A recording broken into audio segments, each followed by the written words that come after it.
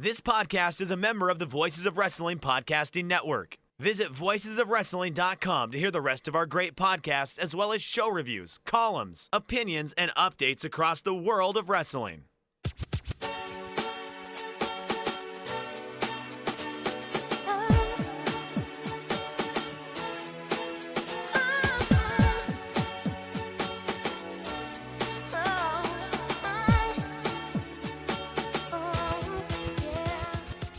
This is Everything Elite, the world's best podcast devoted exclusively to all elite wrestling and the elite extended universe. I'm Aaron Bentley, and I have some grievances to deal with at the top of this show. Mike Spears, who I will introduce forthwith, very upset. I don't introduce him the right amount of times. I don't introduce him appropriately. Friend of the show, at Vincent Follower, put together the numbers, talked about it in our Patreon Discord. I have actually introduced Mike first one more time than Nate, almost exactly even. Wow. Yes. Now I'm mad. I know. And Table, the Vincent follower, also said that on at least two occasions, both of you has complained that you don't get introduced first as often as the other one. And it's almost exactly even. Well, good for you. And we'll probably still complain, right, Nate? Yeah, it's great work by Vincent Follower. Appreciate the, anybody that can bring data and real, sabermetrics to podcasting, I think is really on the cusp. Yes. So. All right, so Nate, aka Epitasis, is with us, as you've already heard. How are you doing, Nate? Hello, world. I'm doing fine. All things considered. Kind of had a raw throat here for going on a while, so bear with me on that point. Not that I ever sound particularly, let's see if I can get this word. Mellifluous? That's a word, right? Wow, somebody's been studying for the SATs. Did very well on my SATs. Thank you. Wow. I think I got a 1420 or thereabouts. Woo. Yeah. Look at this guy. All right. Also with us, Mike Spears. Mike, how did you do on the SATs? Hey, y'all. It's your old pal, the Iron Mike Spears. 1320. Highly. Wow. Oh, I just got that one back. That one introduction. I just got it back, and 100 SAT points over Mike. I mean, are we really doing this? Are we really three guys in our 30s talking about SAT scores? Is this something that... I think you should probably put all three of our scores on the whiteboard. All right, so AB? No, I'm not telling mine. Mine's worse than both of your alls. I'm not getting involved in this. Wow. Okay. Did either of y'all, like, I was a little nerd. Did either of y'all do the thing where, like, I think it was like Duke University did it, where like you go take the PSAT as like an 8th grader? I mean, I was a real big nerd. Yeah, so. at some point. I don't remember the context or circumstances. No, I purposefully skipped that. It was offered, but I purposefully skipped it because all my nerd friends were doing it, like you. I mean, yeah, there we go. No, I mean, look, you did better than me, so probably doing your PSAT helped. I had my friends who did the little like classes and stuff to get ready for the SAT. I did not do any of that. Maybe I should have. But when I was in high school, my girlfriend was deciding where she wanted to go to college, and I was just going to go where she went, and so I didn't really care. And we broke up before classes started, so it all worked out.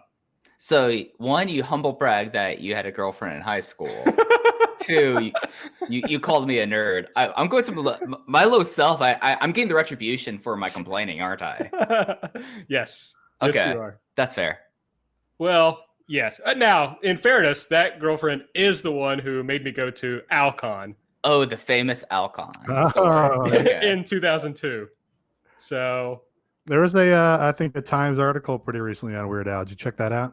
I did not. I left behind any Weird Al interest when she and I broke up. I do have one of my good friends from high school who became like a hippie dude with like, giant ear gauges and, goes to see jam bands 60 times a year. is also weirdly a really big Weird Al fan and goes to see Weird Al whenever he's in town. Well, buddy, Alcon 2002 was in Chicago, Illinois. Okay. So, Yeah, I don't know if he went all the way back then. We might have still been, of course, grieving 9/11, but he certainly has gone numerous times since.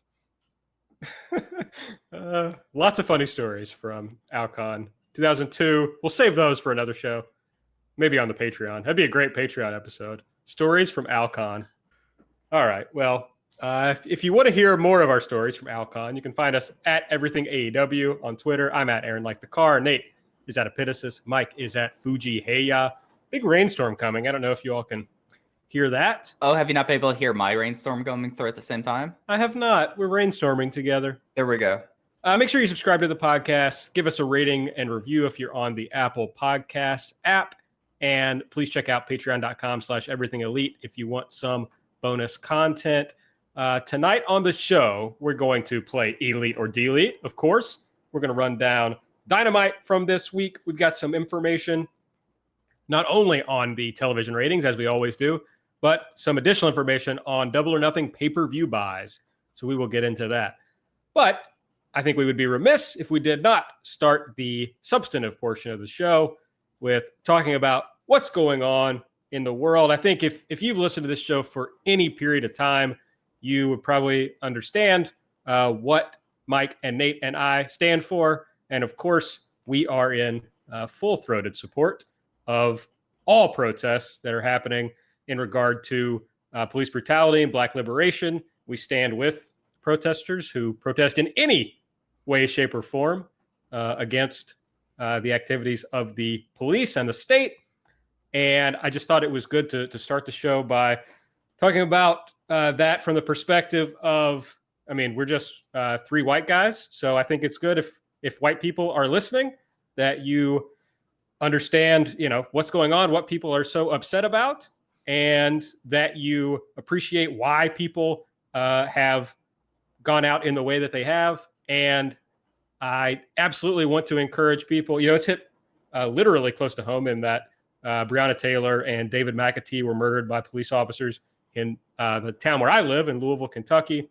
So I hope that if you have the ability to donate money, I would highly suggest you do. We'll link in the show notes to a thing that will help you find a place that you can send money if you want, or if you want to get involved in other ways. Money's not the only way.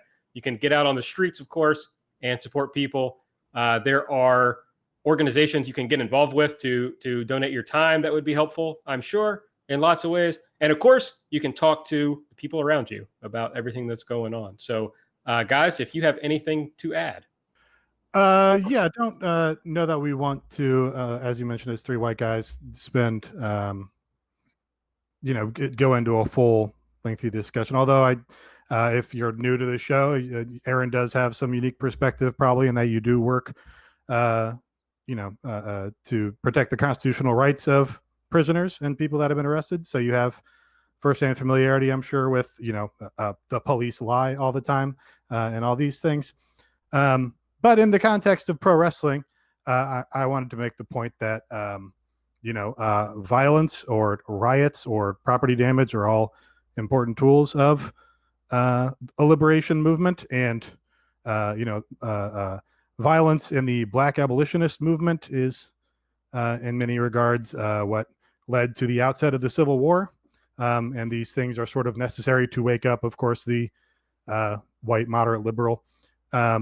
So, when we see a lot of a lot of people in the wrestling world, in AEW and in other companies have all their takes and all their different, stipulations on their takes or all their different categorizations. I think there's a really good article on Slate about the value of violence, which is especially applicable in a, fake sport that really glorifies and celebrates violence and its sort of cathartic and representational uses.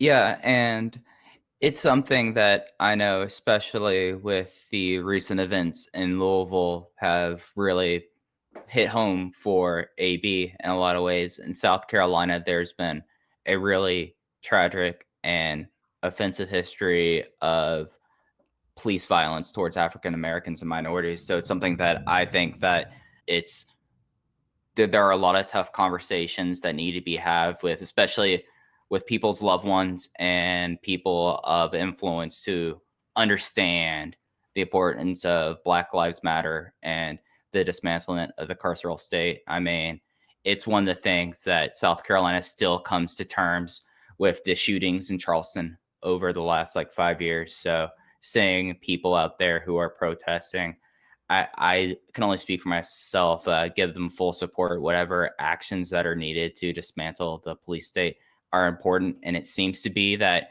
I was just looking on Twitter as we were getting going. It seems to be there's conversations already in Minneapolis about dismantling the Minneapolis Police Department. So that was something that kind of came through today. So these actions are necessary, and they've proven that the power of the people is in the long term going to prevail over the power of supremacy and hatred. So, yeah. And I'm of course in Chicago area, so of course, I mean, you can pick any state of the 50 and find police abuses, but of course, we've had untold numbers of Black citizens, Black people that have been killed by the police. Had Chicago police black sites where they went to perform torture on Americans. So it's a universal issue. And, like I said, it has been a long week, a long couple of weeks for everybody. But, we don't really want to be approaching the end of it, because we want to sustain this and get to the point where we're having real actual change and, seeing people respond and seeing, the non-extremely cowardly elected officials respond in ways like those Minneapolis, I think, city council members that are saying, yeah, no, we're going to defund the police now, is encouraging, and hopefully we can keep it up. Yeah, I could not agree more with that. I hope everybody, I think we're seeing that the police are being overwhelmed, that they're growing tired. They are running out of overtime. And so all we can do is keep it up. And this isn't an election issue. None of us are going to get on here and tell you that the way to fix this is by voting for Democrats in 2020. What we're going to do is keep putting pressure to defund the police, as they're talking about in Minneapolis. And if that's a thing you've never thought about before, I highly suggest that you think about it and look into it more than just writing that off as we can't just get rid of the police. I think you'll be surprised if you read up on police abolition, how much sense it makes when you really get down to it, in a way to run a society that actually works for its citizens, especially for Black people. Yeah, and something also worth looking into that was very eye-opening for me a couple of years ago when I had a lot of my political realizations, was looking into how the military funding and military equipment gets purchased by police for no reason whatsoever. And I know that the city of Los Angeles has a $1.8 billion budget, and some of that goes to buying military vehicles that are supposed to be used in Afghanistan that are supposed to avoid IEDs, Abrams tanks, helicopters, like Black Hawk helicopters. So that there's a lot that you can find out. And, ultimately, if you're someone who pays taxes in America, you should be aware of what happens and how much of a benefit it could be to society with defunding the police. Yeah, I mean, it's police use tear gas, which is meant to be banned in war. The police have, in many cases, better military equipment than our own military did in the Iraq war and shit. This was always a pet peeve of mine, is that I would get issues of Popular Science or whatever delivered, back in the day. Remember, they would just give out free magazines all the time, like in college and shit. And just every fucking cover story would be a new, basically riot control method. Like, oh, check out this amazing new technology for beaming 60,000 decibels into a crowd of 1,000 people. What an amazing achievement. It's like, this is just, oh yeah, this is what a neat little tool for fascism. So that's an aside, but at the very least, people should have an understanding of maybe we don't fund the military to the point where they're motivated to get, hundreds of dollars an hour for overtime, and they don't have the newest technology for, beating the people they're meant to serve and protect. most efficiently as possible. Like maybe they could just like, be a significantly less outfitted and motivated force in that way. If you're not understanding to this point the aims of abolishing them altogether. Yeah, I mean, especially in light of the COVID-19 pandemic we've all been going through, we think about the things we haven't been able to spend money on, and there are just huge line items for the police that we could use that money for things that actually help people. So we swore we wouldn't talk about that forever, and yet we did. But I think we're all passionate about it. It's something that's important, and we wanted to make sure that. I mean, I'm not sure it matters if our silly wrestling podcast talks about these issues. But by God, we're not going to be silent. People listen to this, so we just want everyone to know where we stand and encourage everyone who's with us to keep up the fight.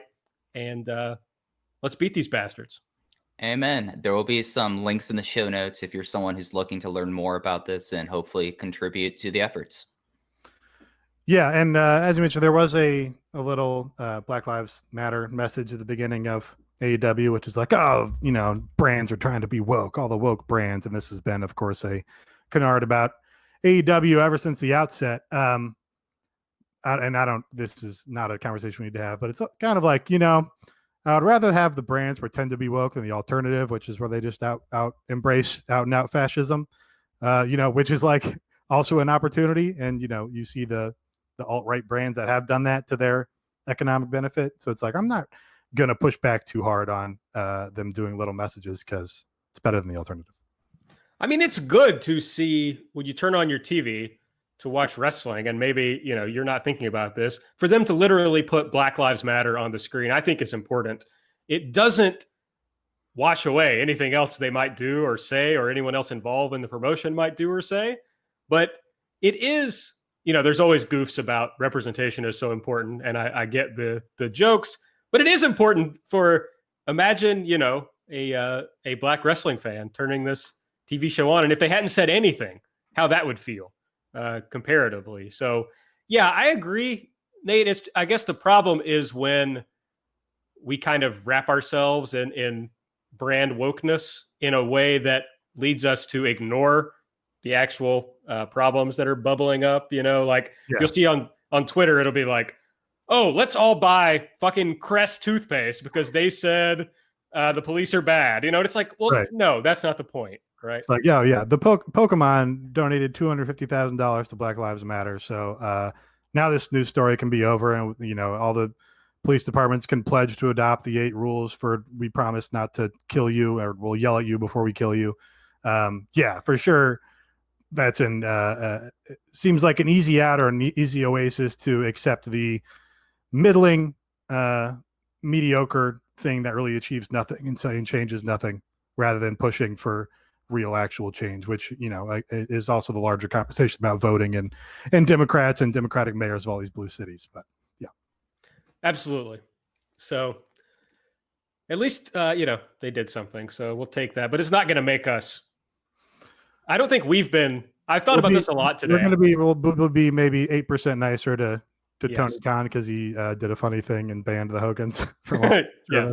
But I was nicer, but we're still going to bury his booking of women. Yes. But I was thinking about this today of like, there is the canard about AEW being the woke promotion. I feel like we have pushed back against that since the beginning of this show. I was looking back at notes as I was preparing for our last Patreon episode. And on the first episode, we're like, we understand these are millionaires and billionaires, and their goal is not to increase worker power, regardless of what they said. So I don't know. I hope that we haven't. I contributed to that. I don't think we have. And I hope. I've always viewed our role, building on, our old podcast with me and Aaron Taub. I've always viewed our role to kind of be oppositional when necessary. And I hope we do that.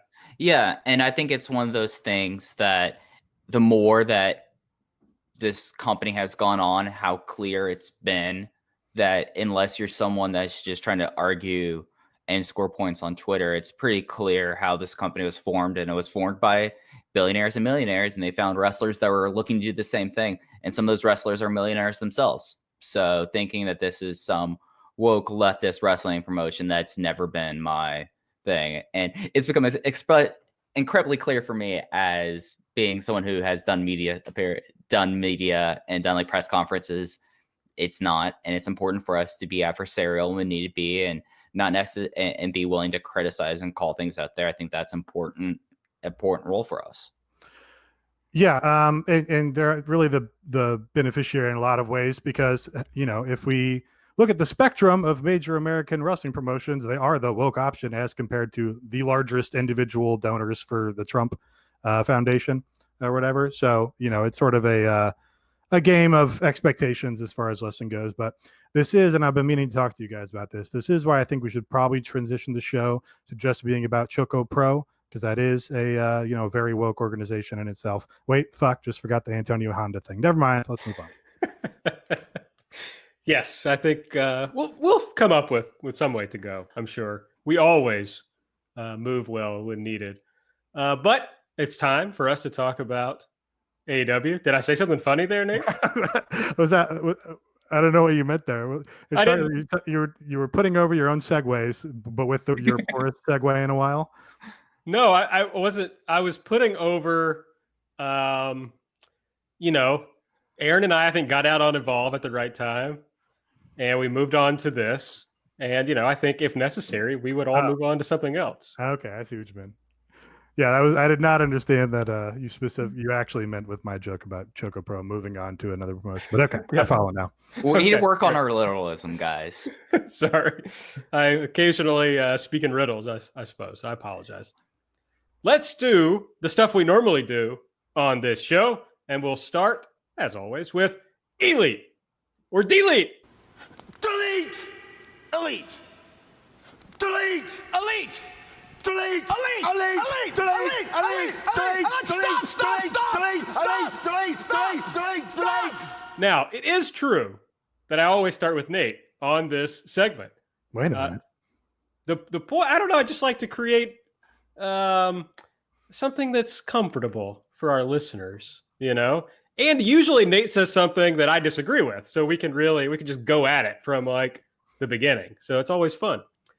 So if you are new to the show, the idea is we say what we liked and didn't like from this week's episode. It's a very high level concept for this game.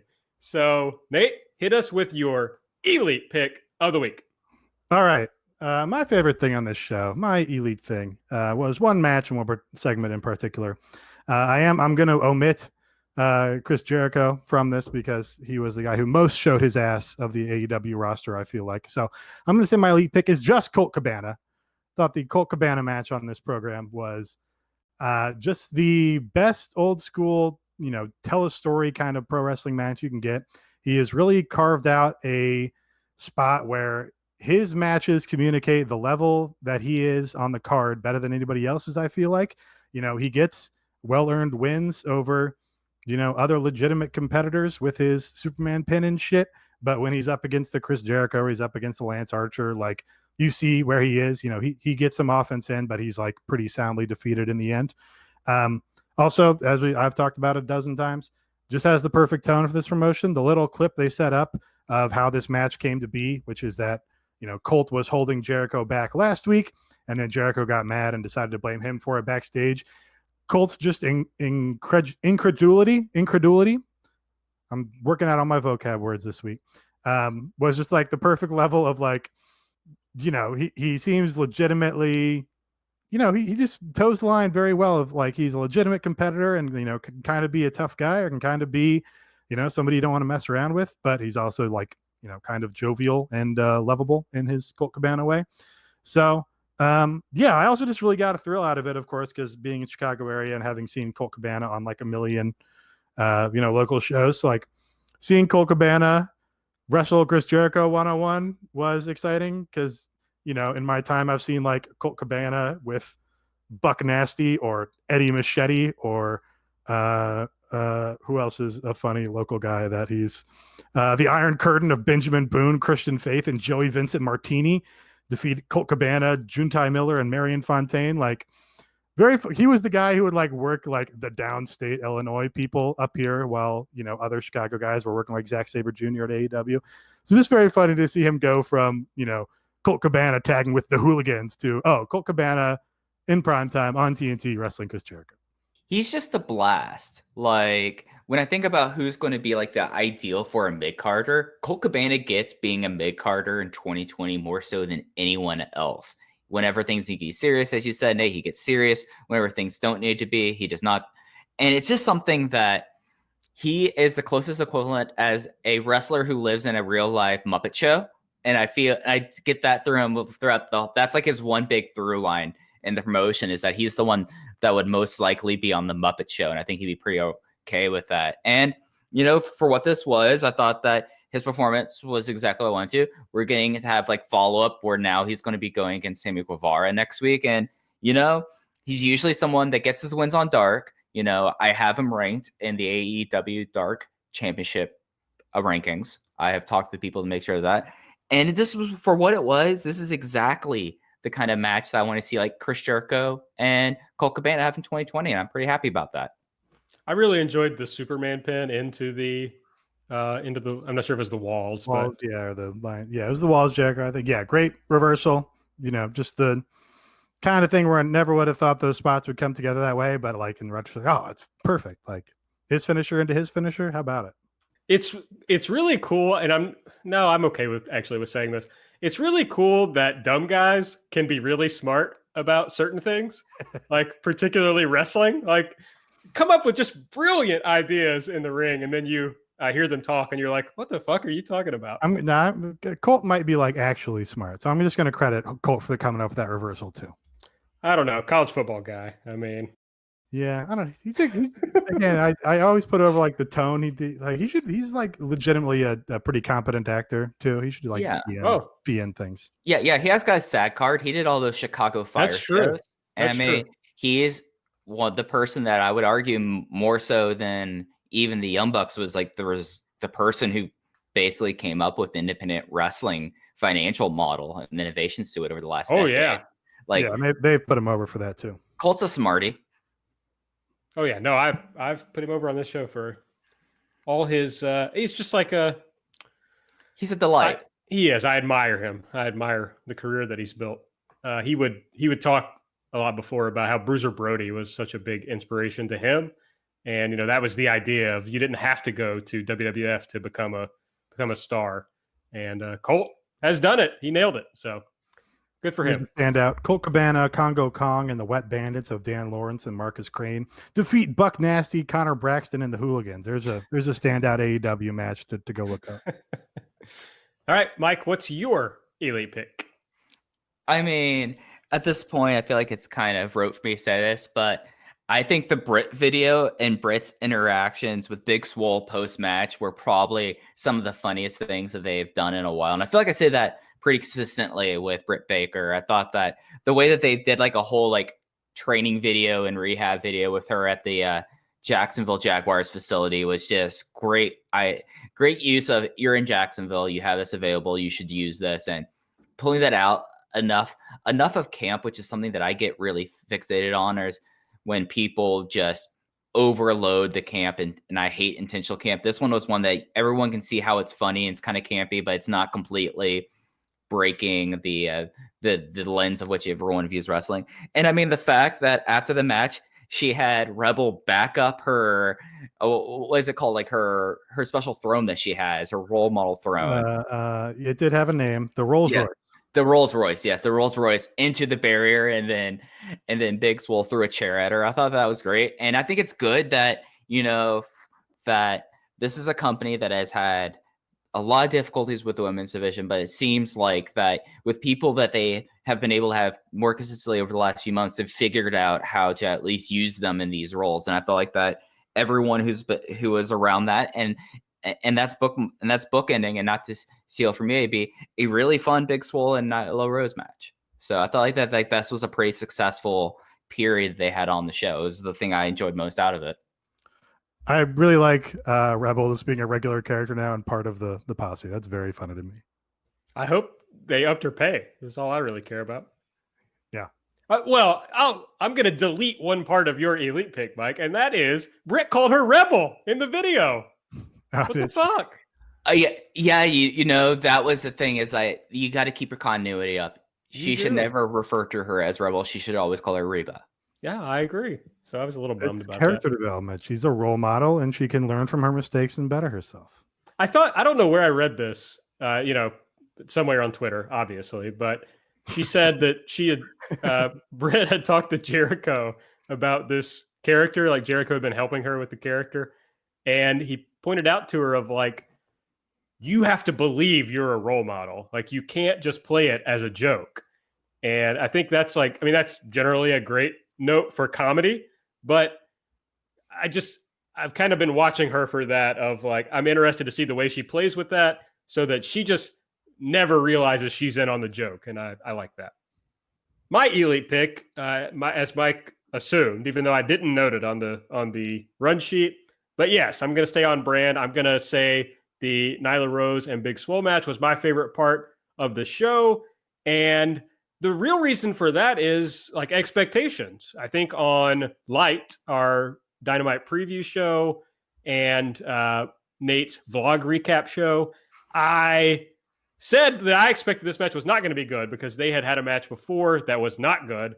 And I just said that it concerns me when Nyla is the most polished person in the ring in a match, even though I think Nyla is very good. She just is better when she has someone who's more experienced than she is, which is pretty common in pro wrestling, I would say. So I was worried about it. And this match went on for like 2 segments. So it really had an opportunity to fall apart because both of these folks just kind of need a little help sometimes in the ring. But instead, they blew my expectations out of the water, had a really fun little match. I would have preferred to see Swole win the match, but a fun little match. And they had an angle after it that is interesting. We get to see where Britt and Swole might go in the future, even though Britt is injured, but they could do something fun there. So all in all, I enjoyed it. Yeah, I mean, I'm with you. I would have liked to see Swole get the win.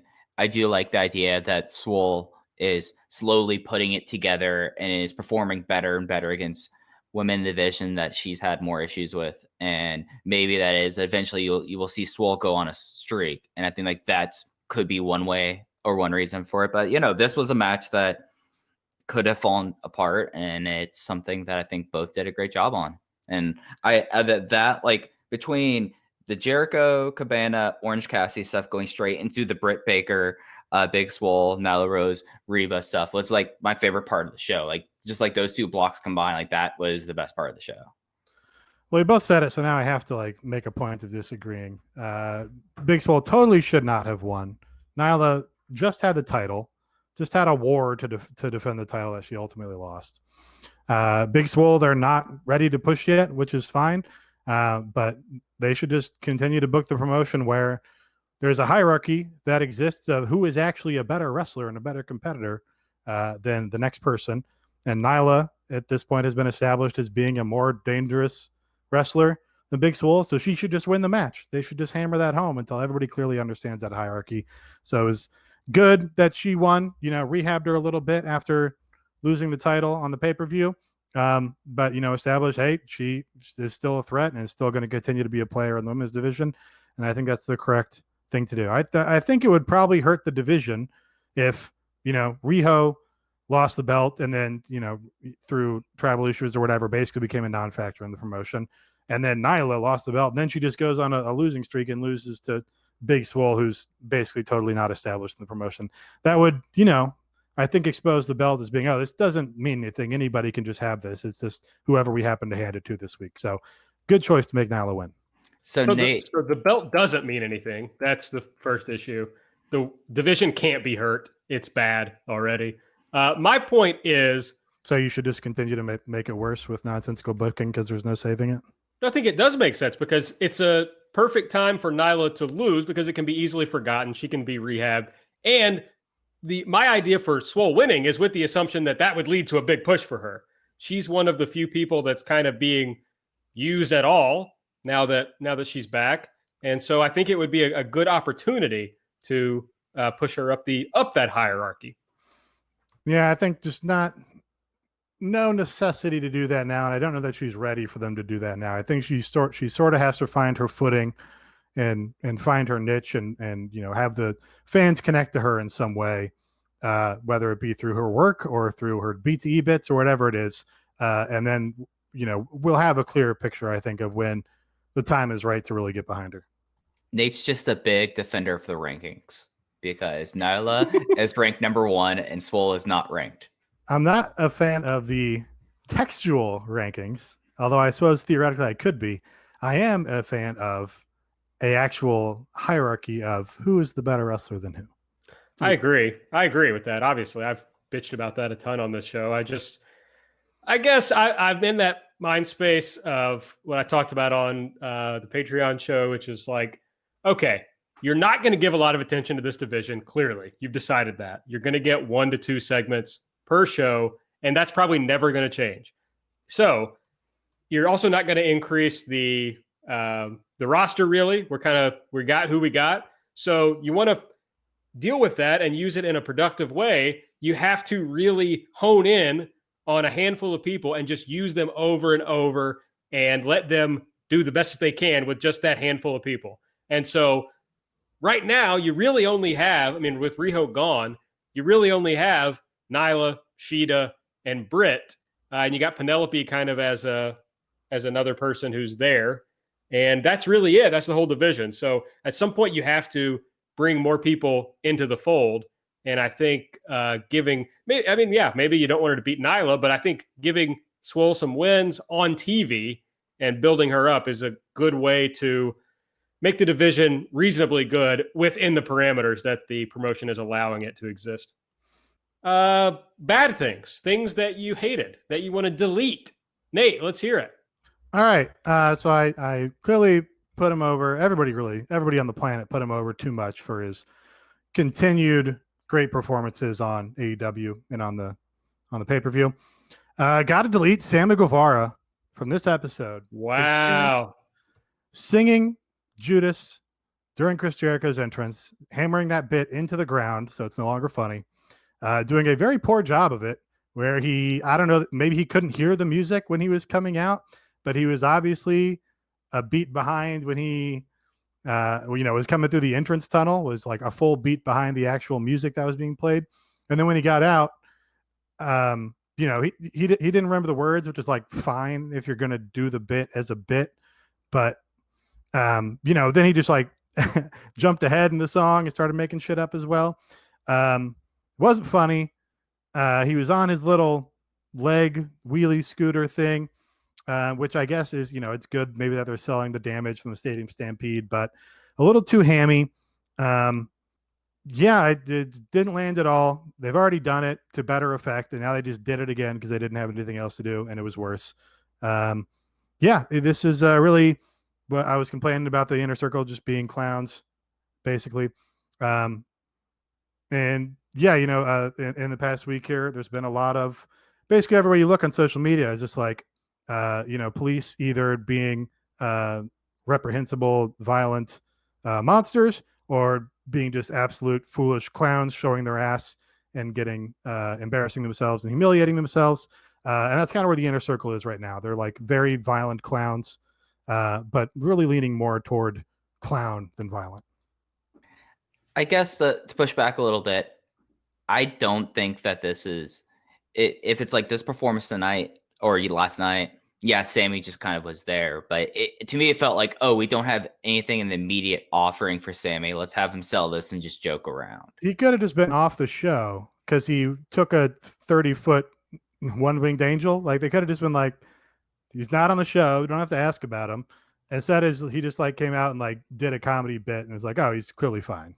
But I mean, like, he's the one that's the most directly connected to Jericho. Like, he's been out for almost every single Jericho match. It's him and Hager. They had Hager out there already. Hager was already there to get involved in the match. They added Sammy. They're gilding the lily. Thought the bit would be really funny. It wasn't funny. It was bad. Well, what about Sammy seeing now Matt Hardy and Team Extreme Mode and saying, we're cool now, and just Sammy's expression there? Because I thought that was pretty funny. Just like him going like, really? Okay. I thought that was great. That was good in that it, puts a question mark in your mind of, oh, I wonder if that's going somewhere. that's interesting. Matt Hardy respects Sammy. Obviously he's taking Private Party under his wing. Does that mean, we're going to see something like that in the future with Hardy and Sammy? That was interesting to me. But you could just do that next week. You could just do that on BTE. Not a necessary part of the show by any means. I enjoyed the singing. That's my take. Mike? Yeah, the tag team match sucked. The tag team title match was just for like a couple months we got the British Basement Boys as a good way of figuring out what to do with Kip Sabian when he's not in his best role, which is to be Penelope Ford's manager. And it was kind of fun. And we had a couple fun matches. The match against Best Friends where they had that street fight was a fun match. And Jimmy Havoc, I feel like, has found a lot better role for himself here. But this match was just rolling it all the way back to where Kip Sabian has having long matches for the sake of long matches, especially against a team that came into this like ranked 4th. Like they won a match against SCU to get the title match.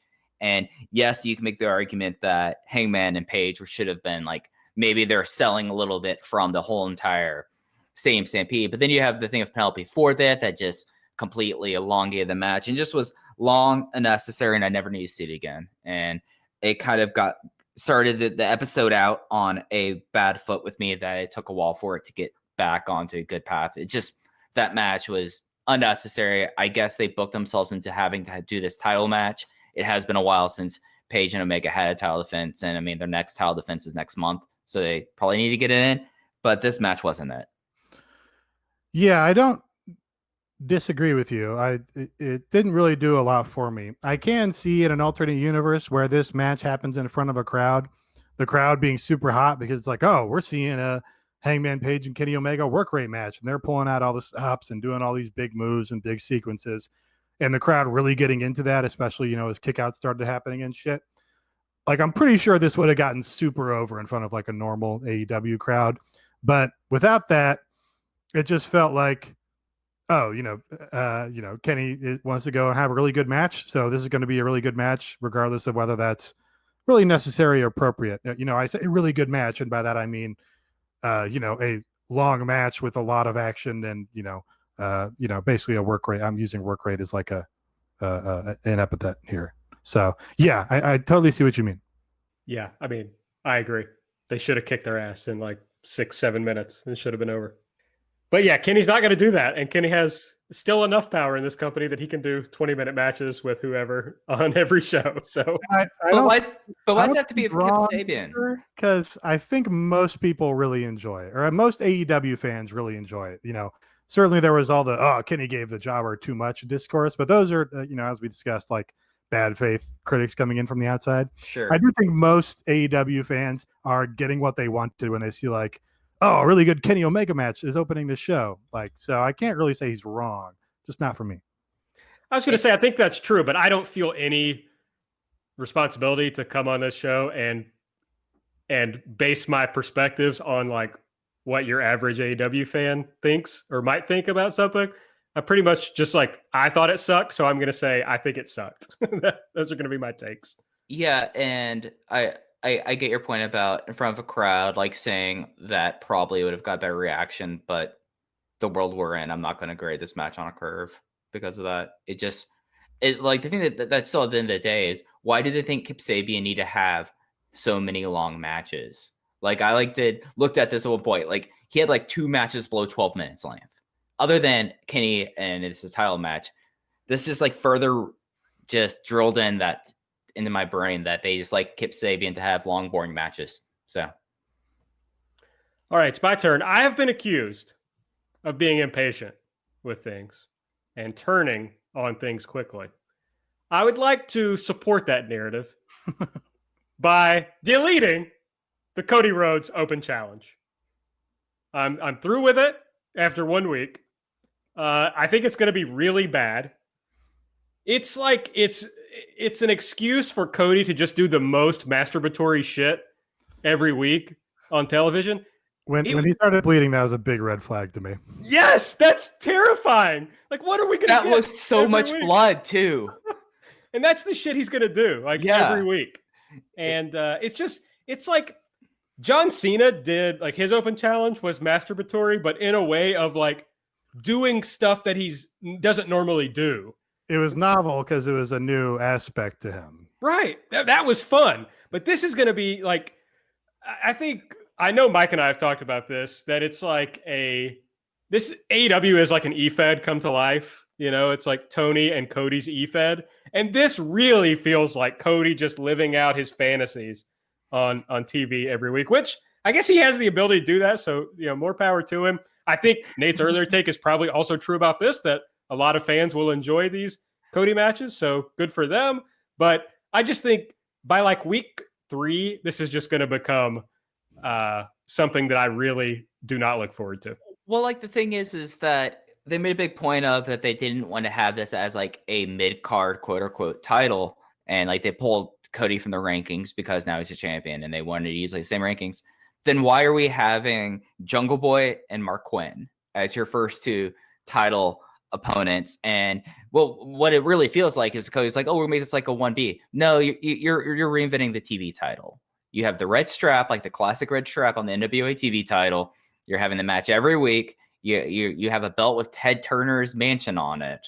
Like you are just reenacting your dreams as a kid. And, you know, in a lot of ways, I feel like that I came around with Cody last year, especially seeing him live and seeing the crowd respond to him. Like, yeah, you know what? When you're like fully invested in this, it works. But, you know, if we're just going to have intense Cody matches and not necessarily like ones that have any sort of story attached to them, which is, I think, is the big investment point for Cody Rhodes, I think that's going to be a problem with this title. And I thought that Jungle Boy in this match, this was the kind of match Jungle Boy should be having. And it's a match you can go back to. And when you like start doing builds for like Jungle Boy getting pushed up the card in a couple of years, you could start like with like the Jericho challenge and then like his first challenge of a singles belt. And you'd be able to like put this together in probably a pretty good highlight package. So I get it for that. But just, you know, like week 3, like if they announce for the next taping after this one, if they're like, okay, so we have Mark Quinn next week. If it ends up being, I don't know, Kip Sabian, just because because am I wrong? No. So like, I think those are valid points, but I do think that like Jungle Boy, this match was what it should have been and is an important milestone in his career. Yeah. The match was like pretty good, I guess. But you're totally right that, you know, a lot of what Cody trades in is like story stuff and having that investment behind all of his matches. And they're not just matches that stand alone for the sake of having a good match. And that appears to be what he's going for. And I've said it a million times, they have a managing expectations problem in this company because he came out and said, I'm going to cut a path like nobody's ever done before. I'm going to have, you know, the best matches. Follow me because, you know, I'm going to be at the top of my game and blow everything away with this open challenge for however long. And he's not going to do that. I wish him all the best. It'd be awesome if he did, but we're going to have a pretty flat match in the near future. And then it's going to be like, okay, well, this is a disappointment. And now where do we go from here? I don't know. Just asking for trouble. Yeah, and the expectations game, it's not just that. He also really strongly suggested it was going to be like outsiders and names you're going to be excited to see. And so I was like, okay, the Jungle Boy thing, fine, you built that up, that's okay. But then it's like, okay, Mark Quinn for week 2? Like, that's kind of a bizarre pairing that's like interesting to me. But the Cody thing really only, if you think about his AEW run, it's only worked in that he only has about 1 match per month or so. And so now if he does the same match over and over, I think that's going to be tough for him to do. And I'd put him over for recognizing that he's not a work rate guy and finding something that worked, a formula that worked for what he wanted to do. But it's less exciting, A, as Mike's been saying, when there's no crowds, and B, when you have to see it every week. All right, that's Elite or Delete. We'll get into the ratings this week, which AEW saw a decent little tumble, although they're still above where they'd been a few weeks before that, down from 827 to 730,000. 4th to 27th in the demo, down from a 0.32 to a 0.29. NXT was right behind them in total viewers, 715,000, but only a 0.2 in the demo. So still substantially behind. Yeah, and I think something that's worth kind of keeping in mind here, two things. First off, as one would guess with the events in America especially, cable news has returned to dominating the top 25. 8 out of the top 10, which is more than even like the COVID outbreak, were news shows, and then 20 out of the top 25. So AEW in reality was like the number 4 ranked non-news program on that, which would be in line with what they were doing before. So that is something worth noting. And looking over like their week 2 after a pay-per-view, like how they've done, because you usually will have like the big go home show and then the backlash show. Like the second week is usually where it kind of like levels out from there. Not as bad as it was for how things were after Revolution or Full Gear. So I thought that was kind of interesting to note. And one thing that they were doing really strong with certain demographics, and it seems to be that some of the things, especially some of the Tyson stuff, might have resonated. So I think that's something worth keeping an eye on. People, the one demographic they went up in is people aged 18 to 34. We've said it a million times, but AEW viewers check out when something else big is going on, and NXT viewers do not. And we saw that play out again. As far as Double or Nothing, the buy numbers, we still don't really have a firm number. Dave Meltzer reported in The Observer that BR Live and Fight numbers were up. They look to be up about 10 to 15% from the Revolution show. That would track to be the second highest number in company history, behind only the first Double or Nothing at about 100 to 110,000. I feel like that number is already being revised down from like some of the early reports that we heard, but it does seem like the number is going to come in somewhere around 100,000 viewers, which I think will be much higher than certainly any of us anticipated. 115 and 120 is what Dave Meltzer is anticipating as of last week. We won't know the full numbers and for like months. Like we still don't know full numbers on like Full Gear. Oh no, I was just basing that. I assume you pasted this from The Observer, which just says, as I read it, and it's hard to read Dave sometimes. So yes, there are some Dave incongruities here. Yeah. Okay, I see what you're saying. But at one point in this, he says at about 100 to 110. Then later he says 115 to 120. So who fucking knows? It does give you an indication that cable buys are not as much of an indication anymore. It seems like that they have made the move, that at least with viewers over to streaming, at a higher rate than I would expect. All I want to say is, based on very anecdotal evidence, I would love to find out how much the Fight numbers are up.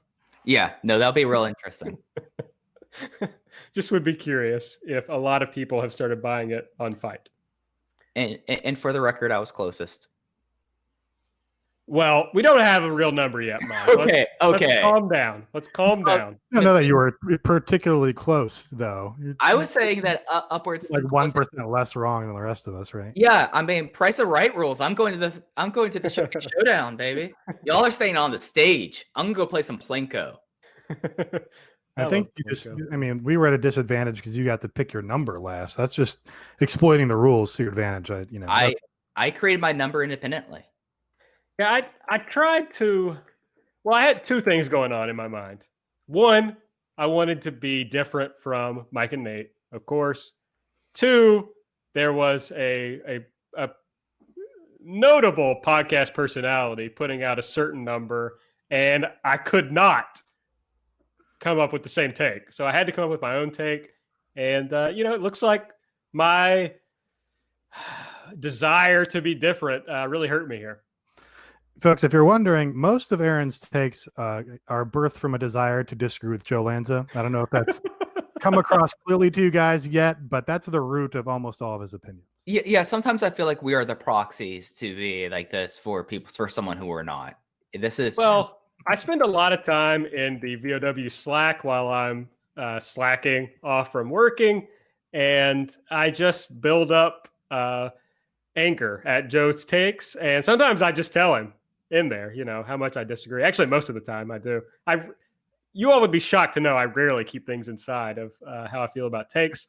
So, but sometimes I just, save them for the show.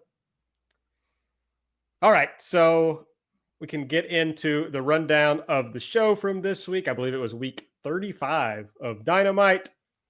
We got, after the intro with the Black Lives Matter message, we got a video recapping what happened last week. And then the tag match that we talked about, Kenny Omega and Hangman Page defeating Kip Sabian and Jimmy Havoc to retain the tag titles.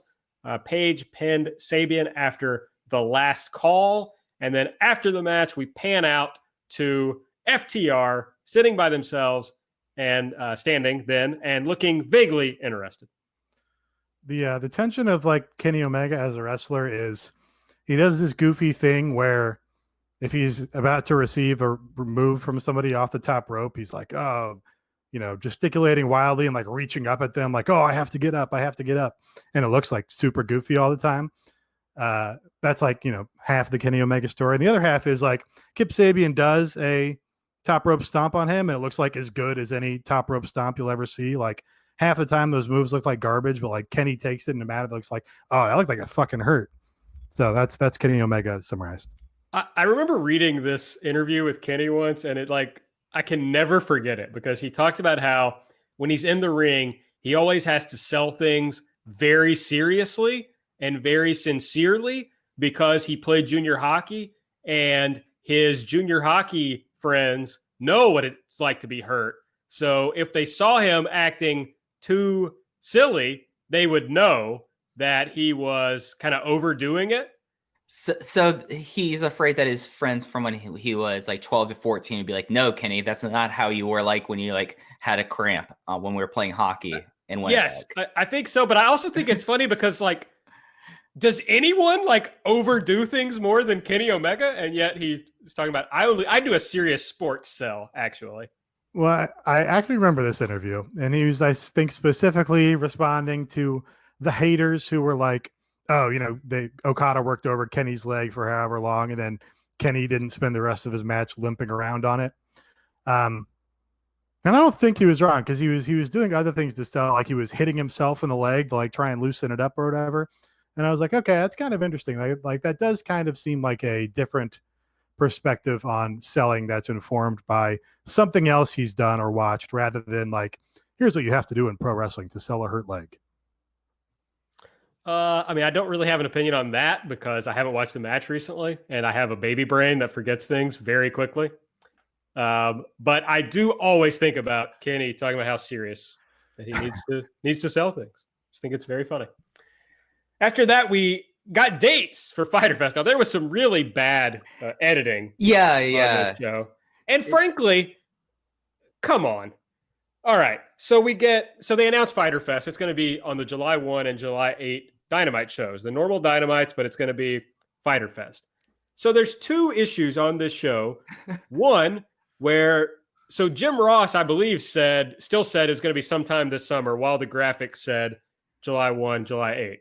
Then the graphic said 10 p.m., even though it's going to be at 8 p.m. And then I think at some point they said Phoenix was going to be the next open challenger, but it's actually going to be Mark Quinn. And Tony Khan goes on Twitter and is like, oh, it was just a tough week and we missed those. It's like, come the fuck on, buddy. This is national television. You're supposed to be a big time promotion. I just not impressed.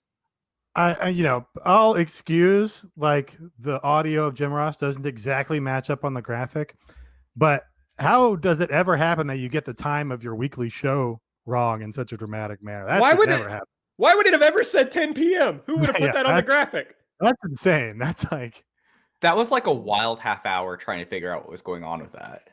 Yeah, I was like, wait, they're going to do Dynamite and then do Fyter Fest after it? 4-hour show. Yeah. I'm really getting intrigued by the idea of them doing more Fyter Fest parodies on this show because it's so in the moment. Like they really brought the Fyter Fest parody pay-per-view back and made it a 2-week television event, which is super why does funny. It need to be 2 weeks? Because they should change it every year, so it's just a different Netflix parody. So this should just be the Tiger King show now. Tiger Fest. Tiger Fest. It fits perfectly. Tiger Fest. You can get Carol Baskin. She's in Florida. Come on. You could do it at the thing. I've never watched Tiger King. Yeah, you put it at the Big Cat Rescue. Yeah, she just won it. I understand from Oh no, that's a different Big Cat Rescue. You know? He won Joe Exotic's Oklahoma. They should bring her out, present her with a belt as the Big Cat champion, which is also Mike Spears' favorite champion, and just do a whole bit for Fyter Fest. I mean, I am a member of the championship committee now. That's true. You can start the Big Cat Championship. Yeah. Whoever has it must be called Big Cat at all times. I don't know. I don't think there's been a Netflix show in the interim that's been, a bigger deal. So I think we have to stick with Fyter Fest for the time being.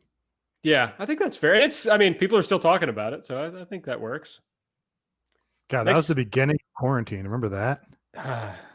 Yes. 6 years ago at this point. Next, there was a video with Tully Blanchard and Sean Spears. They started out with a shortened version of the video that they posted on their socials, which that's one I would have liked to have seen all of it. Great promo from Tully. Basically just telling Sean Spears that he sucks.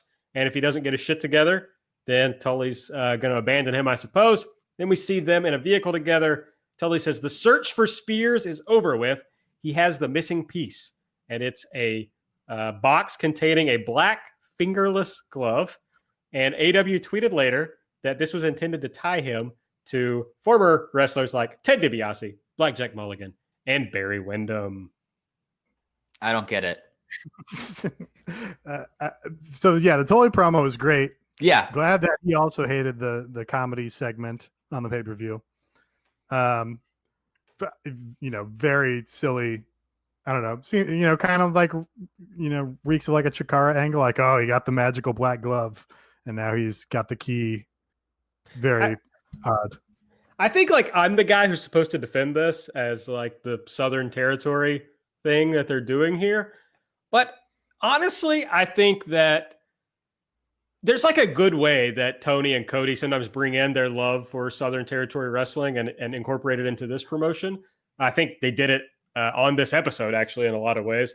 But then they do shit like this that I just think is dumb, and it plays only to the EFED thing of like, oh, I really loved these guys when I was a kid, even though these weren't major players ever, not in a way that like wrestling fans today, we talk about Ric Flair, who was in these companies, or even Arn Anderson, but we don't really talk much about Blackjack Mulligan. Yeah, no, that's like the name. I'm like, okay, Blackjack Mulligan.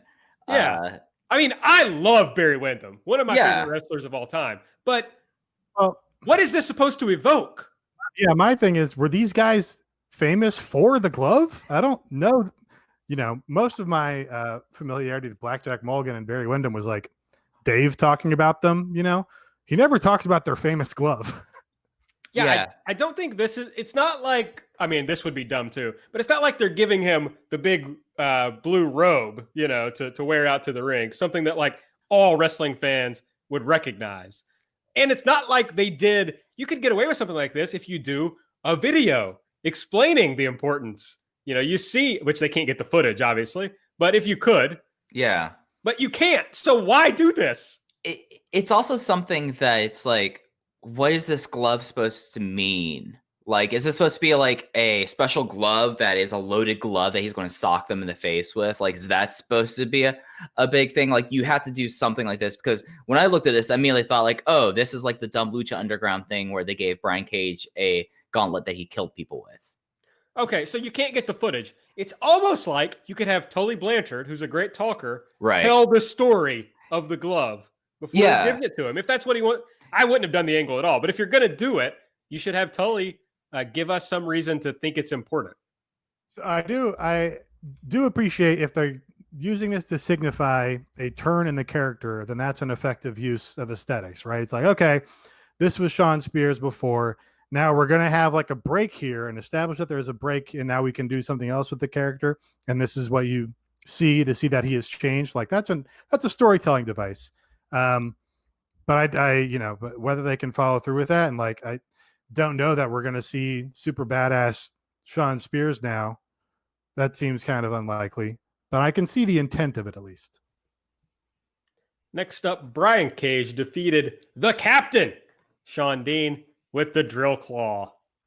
This was the part where he almost dropped the dude, set him up for the drill claw, and then just like through pure strength kept him up and then still dropped him on his head was pretty impressive. After the match, we got a Taz promo. He's hyping up the Brian Cage and John Moxley match for the AEW World Championship at Fyter Fest. Taz is pissed that when he was talking about Brian Cage on commentary, John Moxley had the audacity to snicker. Taz says they don't play games. It's not a joke to us. You're going to get your head right or you're going to get your head taken off at Fyter Fest. John Moxley comes out and he says, the reason I'm smiling now, the reason I was smiling last week is because the thought of stepping in the ring with Brian Cage with that level of intensity and going to war makes me happy. It's why I'm in the business. But he wanted to be clear that he thinks Cage is impressive and seems to be indestructible. And while he knows he is destructible, he can be beat. That would take Brian Cage all night long. And even if Brian Cage is a different thing entirely than anything else in pro wrestling, so is Moxley. And especially when you're trying to take his championship. So he tells Cage he's going to find out at Fyter Fest that he's in over his head, swimming with a different breed of shark. So really like Taz as a manager guy. He's got all these pat lines for Cage now. He has to say that Cage is a machine about 6 times. Has to put over his, survive if he lets you line. Talk about the path of Cage. I think he's trying to start something with Wardlow just in terms of how many different nicknames a guy can have. So I'm looking forward to that. And, I kind of feel like Moxley lost his place in the promo a little bit. I don't know. But he just repeated himself one time too many or something. But, all things considered, pretty good little heat up segment.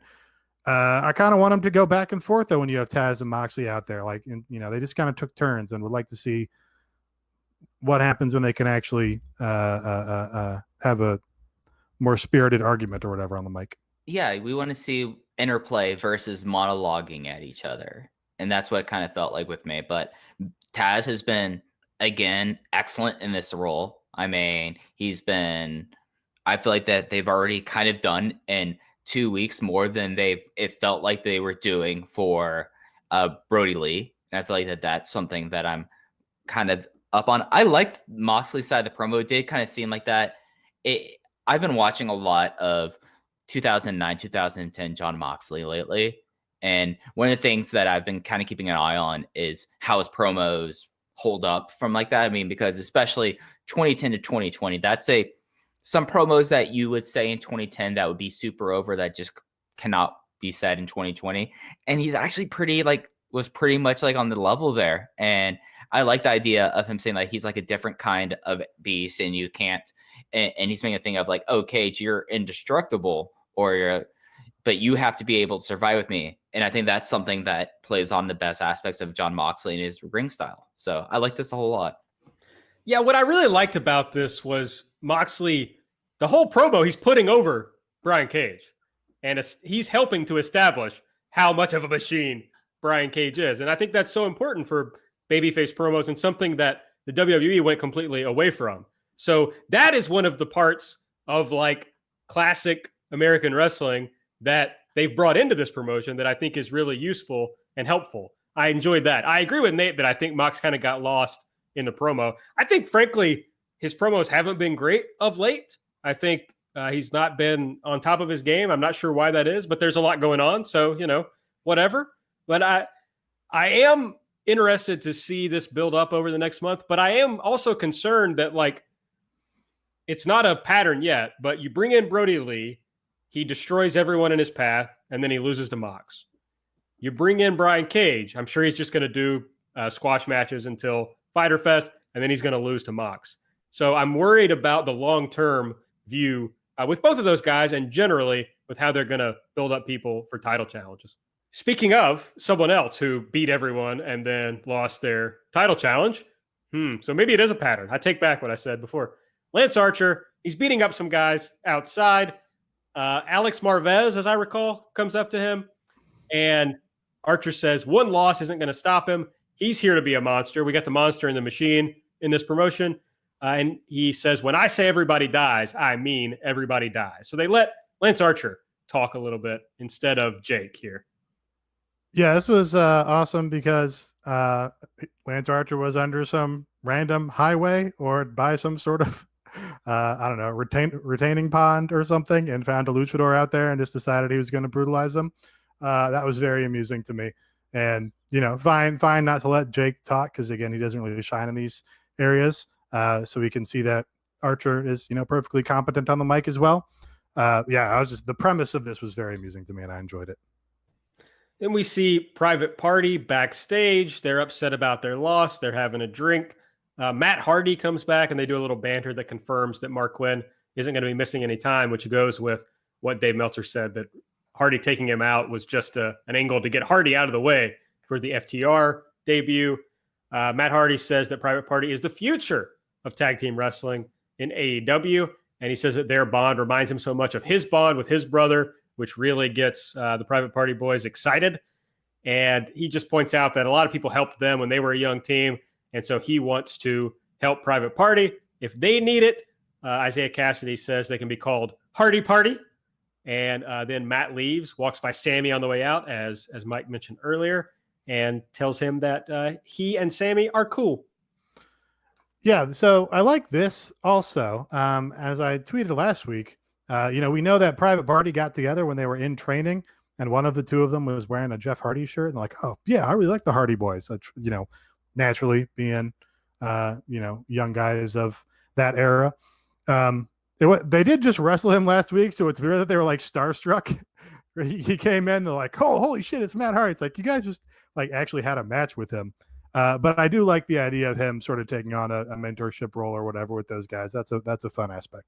I have an idea that I was putting together that I think that they should have the trios tournament, and somehow Matt Hardy is involved in like half the trios. So then the finals has to be like Young Bucks and Matt Hardy versus Private Party and Matt Hardy. So we have the Party versus the Broken Elite. And I think that would be hilarious.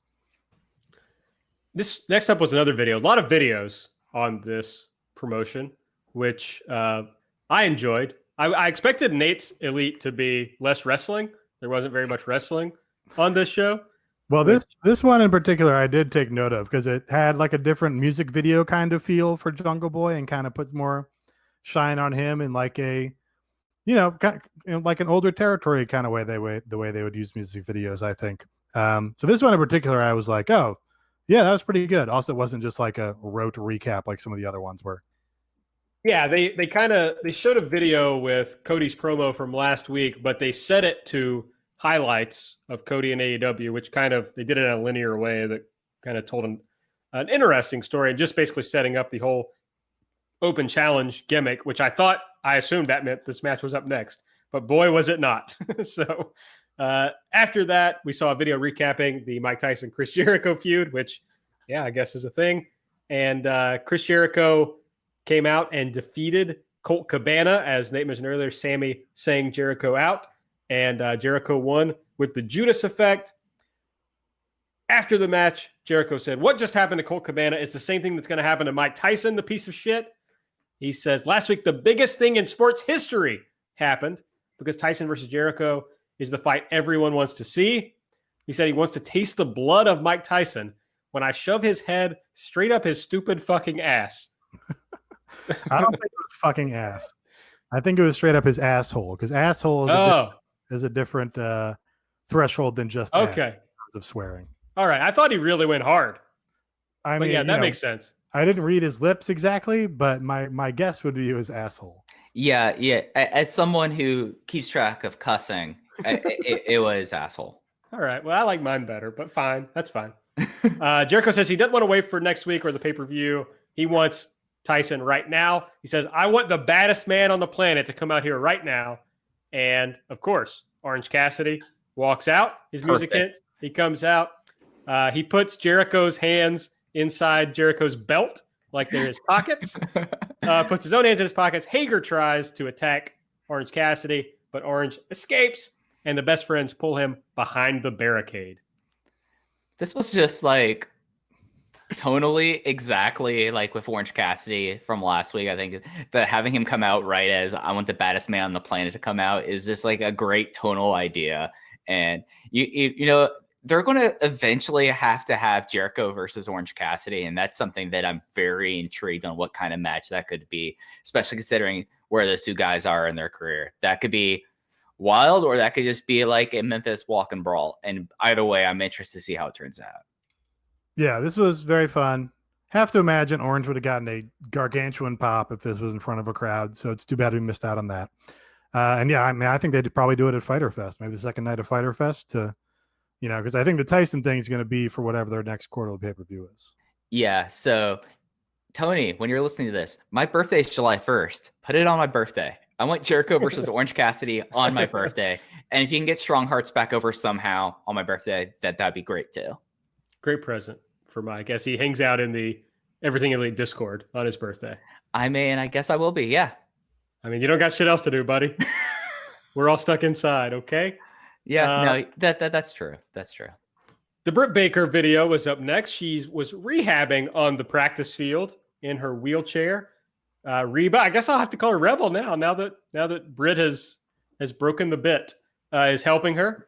We see Reba running across the field, pushing the wheelchair, which I thought was pretty funny. Rebel is so good in this. Like, she really sells it all really well. Doc Sampson trying to help. And then it closes with Doc, Rebel, and Tony encouraging Britt as she rolls up the ramp. Just great stuff. Like, Yep, like the stuff where she was doing the ropes in her wheelchair had me cracking up. Like, that was just good for Britt Baker, like understanding like this is how we're going to do this, like taking the Jericho mentorship. And yeah, Rebel rules in this role. Like, Doc Sampson is hilarious too. So like, this was a great bit. I think it was like only a minute long too, so it didn't like overstay its welcome. So yeah, solid stuff. I worry that when we get back to full arenas that Britt's going to be received like a big face just because she's been too entertaining. That's going to be a test for her. Yeah, I think that's true. But it's also, I think you made this point on the show before that like all the biggest baby faces, were. I think you actually made that show. Did I? I think so. And then I expanded on it, but okay. Well, it's true. All the biggest baby faces got over from being heels, without even really trying to become, like overtly trying to become baby faces. So it'll be interesting if they try to get her back over as a heel or just let it happen that everybody likes her now. Next up, Nyla Rose defeated Big Swole, as we talked about, with a sit-out spine buster. After the match, Big Swole was interviewed. She said she was centered by the time she had off. She was upset she wasn't able to get it done today, but she's happy that the fans, I'm not sure what fans she's talking about, are behind her. And then Britt tries to run through the barricade in the Rolls Royce, but Swole comes after her with a chair, and Britt rolls away. So I think I'm gonna take this as the payoff to the two prior instances we saw of cars driving into the arena or into pipes. So this was the third one, which she does in the back of a golf cart sitting in a wheelchair into the ring barricade. And that was kind of funny. I enjoyed it. Tony Schiavone was with Darby Allin.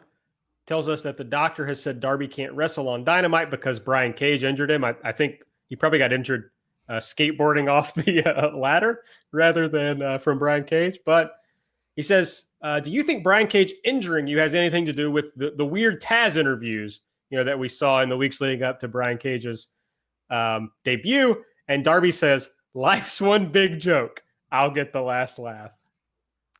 Really good mid-card story where it's like, hey, you had this thing with an announcer and then he brought a guy in and then there seems to be like some personal issue there developing or what's going on with that. It's like, you've got some intrigue from week to week, but there's also like continuity of, Taz wasn't being unreasonable or anything, but Darby was just being himself. And now it's like developed into a feud between two guys who could have a really good match. And it's cool that Brian Cage has another match that's already scheduled. We know it's coming, but that doesn't stop them from like doing another story. And we know Darby kind of has this long-term story with Cody, but he can still have other things that he thinks about. So Absolutely. I really enjoy this. And different, vacuum sealed feuds where everybody just stays in their lane. It's like, no, there's like some dynamism to it.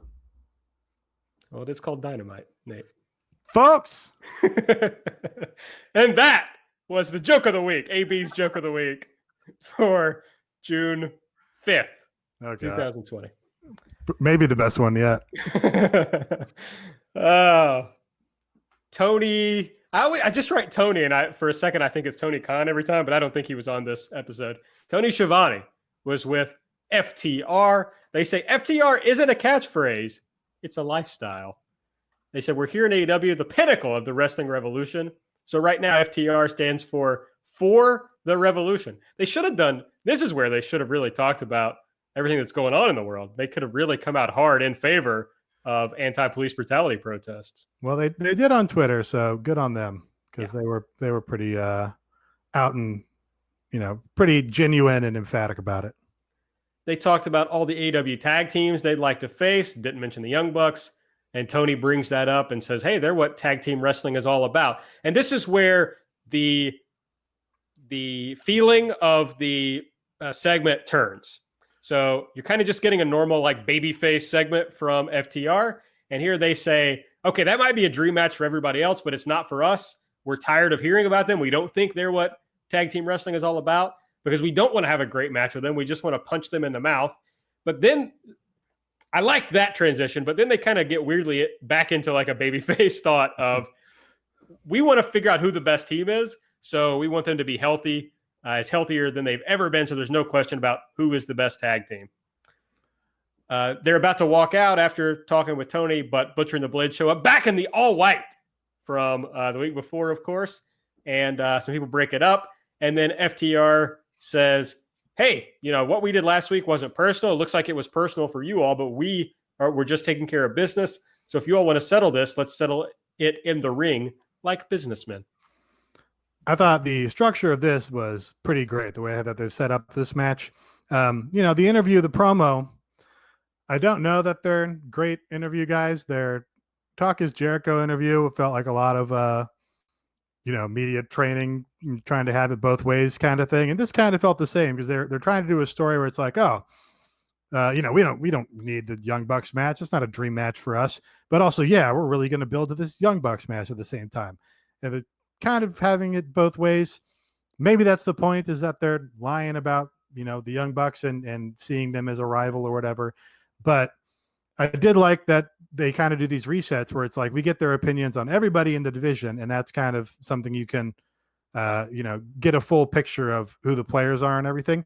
And then having the Butcher and the Blade do a run-in on an interview was awesome. They shot it super well, where they just like entered in the background somewhere and the camera had to find them. That was super engaging, and now we have some juice for this match coming up while they do this slow build up to the Young Bucks match. Yeah, I mean, I'm more interested if they which I know they've already done this in this promotion, but if they did more of a, we don't want to wrestle the Young Bucks, like a real like chicken shit heel type thing, where at first they're just like, no, we don't care about that, but then they get to where they're just avoiding them. I think that's interesting, but I don't know. I was never a big fan of the Revival, but I'm like weirdly intrigued. They're interesting in this promotion. I think it's kind of fun to see them in a different thing, and we'll kind of see how it goes. Yeah, I think that I'm closer to you on that, AB. The thing that I find real interesting about the promo was how the line they decided to go with Lucha Bros, saying like, we'll show you what real tag team wrestling is. And then I know they've made comments about like tag ropes and stuff like that. So there's a bit of me with FTR. I feel like they're trying to do all things for all people. And I feel like that trying to have it both ways. Yeah. And that's something that might be the route to go down, and use them as this very malleable team. And that's what I'm interested in, is like, obviously with where the tag team division is and how they've really built it up, like there's a lot of different ways you can go for this. Like what kind of match would they have against like your best friends who excel in a certain kind of match, and how is that going to change from like Lucha Brothers? So that's what I'm kind of interested in. I think that them using that part of the promo was pretty effective with that, when it wasn't kind of feeling like, as Nate said, they do have a tendency to kind of go talk like former WWE employees a little too much about stuff. And I did get that impression a little bit in that promo. And also, like, this is just like me being the aesthetics nerd. Like, I like the idea of them like coming out like as like the all dark denim thing, doing like Scott Hall-Day thing like this. But then like what they were wearing and like the impression that like aesthetically they're trying to be during the sit down interview kind of threw me off. Especially I think like Dax wearing like Forever 21 jeans with like all the rips on it was just like, okay, that's a choice. So I'm interested to see, because it seems like they're so malleable, what they end up being, what's like their finished product. And I guess that was my point there. No, I agree with that. I was looking at their clothes. I was like, okay, what's this look that we're going for? Like, it stood out to me. So I'm interested to see where that goes. Although, you think back about if you watch like 80s Jim Crockett, it's like the big stars did dress like, quote unquote fancy in a way. They tried to look like they had money and they were spending their money on these like nice clothes. It wasn't just Ric Flair, who was doing that. So I don't know if it's supposed to be a throwback to that idea. But is that look fancy though? That looks like they're like members of 21 Pilots. I'm just naming one random band I've heard of. But it's like trendy, that's kind of the point. I do. All the Japanese guys dress super well and buy ridiculous luxury clothing items, and they just all like Sonata, bigger stars. Yeah, I mean, anybody out of LIJ, Minoru Suzuki, like this streetwear brand. Yeah, obviously they should stay true to who the characters are, but people just seem like bigger stars if you can see that they spent a lot of money on their clothing. I agree. Colt Cabana was backstage with Alex Marvez, and I really enjoyed his part of this promo where he just said, I feel like I'm doing well here. I'm proving that I can hang on national television, but when it gets to a match in a big spot, I just haven't been able to get it done, which is like all true. So it's just like interesting to hear someone talk through that. Brody Lee comes out. He says, we all suffer losses. Without losses, we don't grow. It's about how you respond to loss. And he suggests to Colt that he can help him. And he walks away, and the I don't know. Do we have a name for the other guy? He hands Colt a bottle of water. He looks like R.D. Evans. He does look like R.D. Evans. Not R.D. Evans handed him a bottle of water. Yes. He kind of looks like skinnier Kevin Magnuson. Okay. Yeah. No. Absolutely. Yeah. No. He drives for Haas. He does. So Colt says, "Well, that's not that I want to be a part of," and he's kind of like trails off. So I don't know. What do we think about this? About them suggesting that Colt is might be intrigued by the Dark Order? Do we think it's going to go anywhere at all? One of these has to go somewhere at some point, right? Right. They've only added the Beaver Boys and Preston Vance to this point, I think, and they've made overtures at Adam Page and Colt Cabana and another team I'm forgetting, Marco Stunt and Shima, even Brandon Cutler and all the jobbers. Like, you do have to at some point have somebody buy in, but probably not the right fit for Colt. And also at this point, it's like, why would Colt look at him and going, well, yeah, you just lost your big match. I'm going to trust in you that you know what you're doing here. That's also a fair point. I mean, and maybe this just builds to a Brody Lee Colt Cabana match, which could also be fun. Yeah, sure. And last was the TNT Championship match. Cody defeating Jungle Boy. Cody won with the Crossroads, a match I think we've pretty well discussed at this point. Anything else you guys want to say about this match? The finish seemed like they had to rush the finish because they were running out of time or something. They did a big bump through a table to the outside. They both just got up immediately, went in the ring, and did the finish. Yeah, it's like it's an edited show, guys. Mm-hmm. Can't we cut something somewhere? I mean, and they weren't doing the live feed through commercial breaks or the quote unquote live feed. So I mean, you could have done stuff there. I do think that Jungle Boy took one of the better Crossroads in recent memory. It seems like a lot of people have been taking Cody's moves and they haven't been looking so hot. I thought that this was a pretty strong looking Crossroads. If you've just been listening to this and you're thinking, fuck, I need more of these guys talking about pro wrestling, slide on over patreon.com/everythingelite. We do at least a couple shows every week. So you can have that to look forward to in your podcast app. This week we did a piece. It's not a fucking poem. I don't know why I said a piece. We did a show. We wrote a thing. Yeah, about the state of AEW. I talked about the women's division. Nate talked about vlogs, and Mike talked about international partners. So I thought that was pretty fun. I mean, I at least enjoyed it. So I think everybody should check that out. And of course, we all did AEW Light on Wednesday, where Mike and I previewed Dynamite. We review Dark, and then Nate gets us up to date on all the vlogs from around the world of All Elite Wrestling. A minimum of, and often a maximum of one vlog. Later this month. Oh, but let me talk about the Discord. I always do, but we had our biggest showing for Dynamite last night of patrons. So it's really a shitload of fun. So I hope you will come over and join us. As I've teased before, this coming month, we're going to have a new This Is installment. I don't think I've revealed yet who it's going to be about or who the guest is. Okay, I'm still not going to do that. Mike and I will be doing the Pod Beyond series, looking at War Games matches, even though there may not be a AEW War Games match coming. But we're still doing it. Yes, we're going to do a Fyter Fest retrospective and just anything else that we decide to do. So come on over and join us. We got 3 tiers, and you can check those out at patreon.com/everythingelite. $5 will get you all the audio that we make. Yeah, and it'll get you access to all the audio we've done before. Last month, we did a retrospective about the first ever Double or Nothing. We have done stuff talking about Stardom. We have done an AB's great series about Smoky Mountain Wrestling. Nate has had people come on to talk about the New Japan shows, and we've do some stuff as it relates to like what we call the Kadani cast. It's just a fun time. So yeah, it's worth your $5. It is, and we have lots of fun guests. So plenty of stuff on there. I will have this month also an episode of Lost on the Mountain, the Smoky Mountain Wrestling podcast that I'm doing. Next week on Dynamite, June 10th, we're going to have a TNT Championship match with Cody defending against Mark Quinn. FTR will take on the Butcher and the Blade. Jake Hager and Proud and Powerful will take on the Best Friends at Orange Cassidy. Colt Cabana is going to have a match with Sammy Guevara, so I guess the leg isn't too bad off. And Jon Moxley will be in action. Isn't that supposed to be on Dark? Isn't his Dark debut?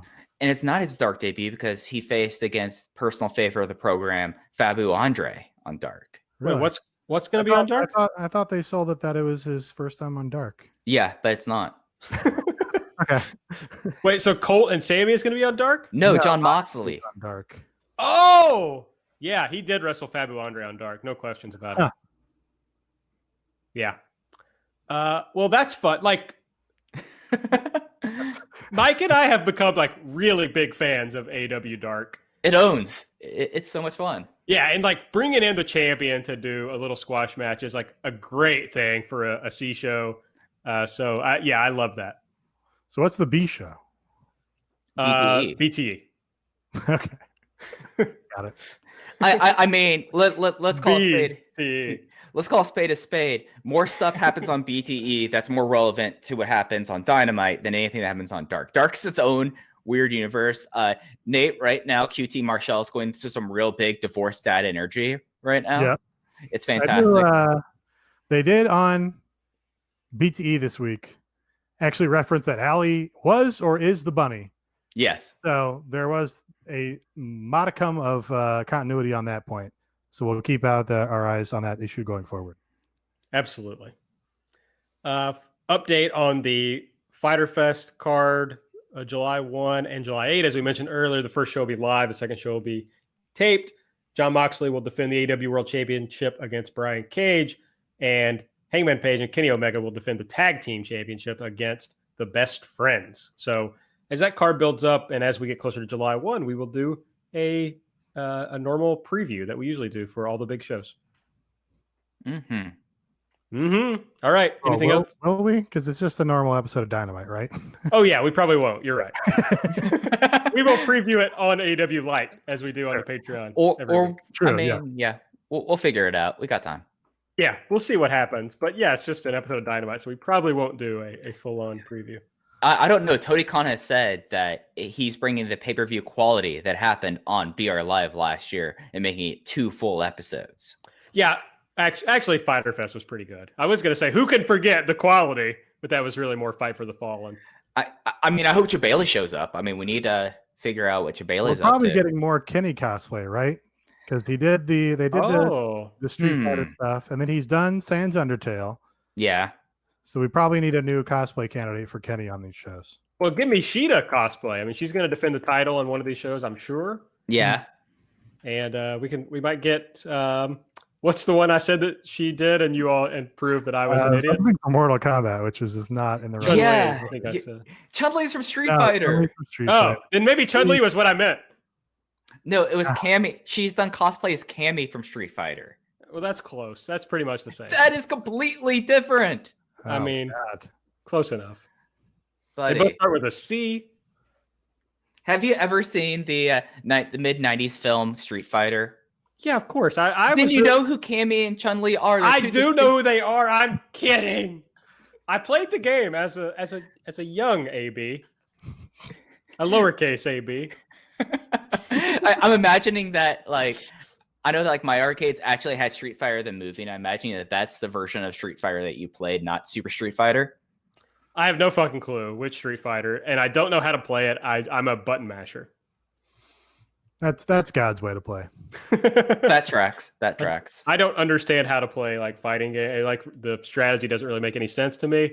So I just hit the buttons and hope I win. I beat Final Fantasy VII Remake. Congratulations. Everyone. I do that thing where I get to the end of like something I'm enjoying and then I just don't finish it because I don't really want it to be over. Yeah.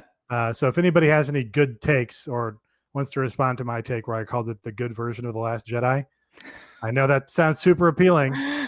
On Twitter, and you can reply to me there. Yeah. I had the exact same thing happen. I've been on the last chapter of Judgment for a long time, and I just need to pick it up and finish it. But I just enjoy being a detective in Kamurocho. I haven't played Resident Evil 2 in some time. Are you back in the hospital again? I had a really bad experience with the Tyrant. Okay. He's like really big and he like knocks around and you can't kill him apparently. So it's like, and he like, it's scary. He like runs after you and it's really loud. And I don't know what to do. That's what you're playing the game for, right? Isn't that the Resident Evil experience? I guess, but it was just like, I was really cruising in the game. I was like, yeah, I figured something out. I was like finding the things that do the things that I wasn't sure about from before. And I was like, all right, I'm killing this game now. And then this Tyrant guy just popped up and really threw me for a whirl. And I'm not good at games, as everyone knows, as I've talked about on the show. And so you hurt my confidence just a little, and it's just a painful experience. Well, I believe in you, AB. You can hulk up and get back at it. Thank you. I appreciate that. All right. Well, that's the show for this week. Make sure you're following us on Twitter at Everything AEW. I'm at Aaron Like the Car. Nate is at Epitasis. And friends, he just invited you to reply to him, which is a rare Nate invitation. So do it, I would say. I should have mentioned that I did get the new Twitter feature where you can control who replies to you now. All of my tweets are now set to no replies. So okay. All right. Bear that in mind. So don't reply to a tweet, just add him. Period. Yeah, I do wonder if that's I guess the only benefit is like you can avoid getting dunked on by turning off replies on individual tweets, and then people can't see the whole thread of dunks. Yeah. I think it's still, Because if you can just at people still, then you can still harass them or whatever. and it can still quote tweet you. Yeah, I I don't guess know. to avoid dunk threads, ratios. Yeah. And then Mike is at Fuji Heya. He has not invited anyone to reply to him. So Yeah, I just get a lot of anxiety, guys. Just subscribe to the podcast, give us a rating, give us a review, and check out patreon.com/Everything Elite. Throw a few bucks to your good friends here at Everything Elite. We would appreciate it. So for Mike, for Nate, I'm Aaron. We'll see you next time.